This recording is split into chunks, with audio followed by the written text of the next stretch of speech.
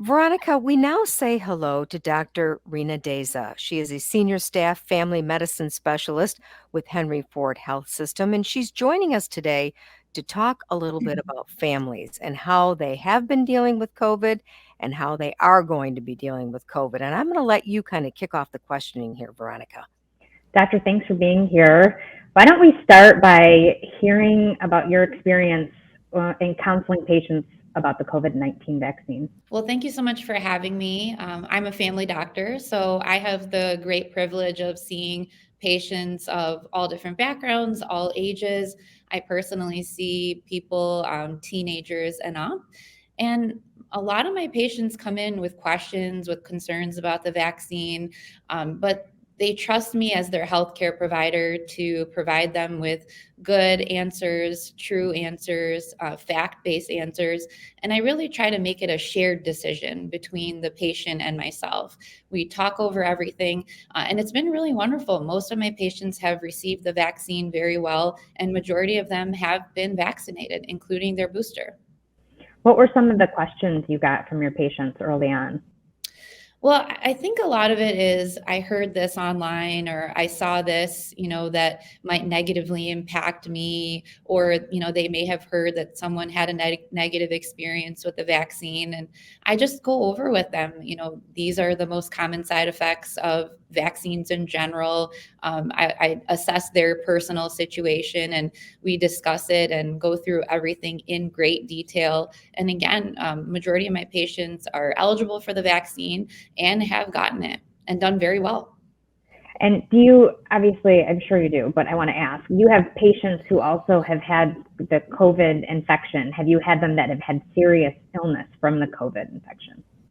Yes, unfortunately, from a lot of my patients did contract COVID over the last 2 years, and I did have a handful of patients that have been seriously ill. Now, I want to say that majority of them have chronic conditions or they live in an immunocompromised state, unfortunately, and so that played a part. But yes, during my time treating COVID patients, I did see anything from a very mild infection to, unfortunately, very serious infections as well. And when those situations presented themselves, were you relieved, like as their provider, were you relieved that they at least had protection from the vaccine too? Yes, absolutely. So important. At this point, we know that the vaccine is protective. And so I discuss with the patients that, had you not had the vaccine, perhaps their symptoms may have been a lot worse. And the very few patients of mine that were very ill ended up coming out of it. And luckily, I have not experienced that many deaths in my patient population. And I attribute that to vaccination. And you're really connected in the Chaldean community. And we want to talk to you about how this this virus has impacted your community. Yeah, I love being part of the Chaldean community. We are such a loving, family-oriented, big community. We come from big families, and a lot of us have large gatherings for holidays and birthdays, which is a really nice and beautiful thing. But unfortunately, during COVID, as we all know, the virus is spread from person to person. It's a respiratory virus. And so that does not fare well in large gathered settings.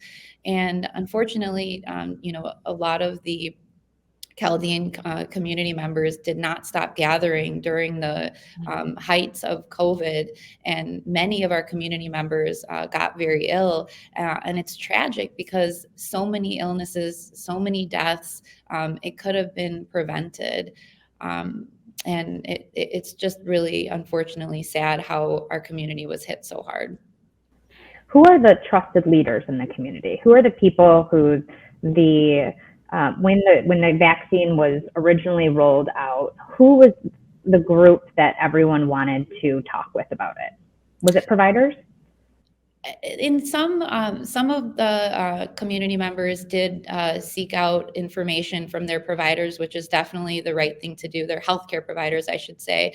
But our community is very religious, so our church leaders was another area that people would get information from or talk about. Is this the right thing for me? And so, and that is unfortunate because perhaps some of the misinformation came from non-healthcare settings. But we try to encourage people to come to their healthcare provider to get the most accurate and true information. Yeah, that's great. I know Anne has some questions for you too. Doctor, now that we're in the post-surge part of the pandemic, what kind of advice do you have for us? Can we gather again safely? Can people in the Chaldean community go back to the big parties and the big weddings and events? Yeah, that's a really good question. So, thankfully, the cases are down, hospitalizations are down right now. We're heading into warmer weather. I know we just had a 60-degree day and on Sunday, which is almost like summer for us Michiganders. Right. And so it's really nice to see that warm weather coming because we can start congregating outdoors, which we know is very helpful in preventing the spread of the virus. So making sure that if we are going to have a larger gathering, try to make it outside if possible. But the main thing is you have to assess your own situation. So if you're someone with a lot of chronic conditions, if you're someone who lives in an immunocompromised state, or if you're going to be around someone in that state or live with someone in that state, then you want to take those extra steps and be extra cautious and continue the precautions. Remember, there are still thousands of COVID variants coming up every single week. So we have to prepare ourselves for, potentially another, Delta variant coming or Omicron variant. And the best way to do that for all of us is to get fully vaccinated and boosted. Do you think it's fair to say that we will see another variant slash surge coming in the, let's say, fall or winter? It's very possible. I think that, again, we have to just prepare ourselves that may be the case. At this point, it doesn't seem like COVID is going away, and we have to learn to live with it, assess our own situations, our own health status, the health status of our loved ones, and to get vaccinated. We know at this point that's proven to be an effective way to protect yourself from the virus. So we don't want to let our guard down too much. We still want to go on, live our lives, and enjoy the good weather.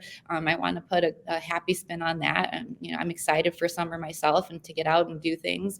But getting vaccinated for anyone is one really important way to protect yourself in the event that we come across another scary surge. Dr. Rena Daiza, Senior Staff Family Medicine Specialist with Henry Ford Health System, thank you so much for your time today. We really appreciate the great advice. You've been listening to Why I Vaccinate, presented by the Franny Strong Foundation and the Michigan Department of Health and Human Services. I'm Ann Thomas, and on behalf of my co-host, Veronica McNally, thank you so much for listening, and we hope you have a great day.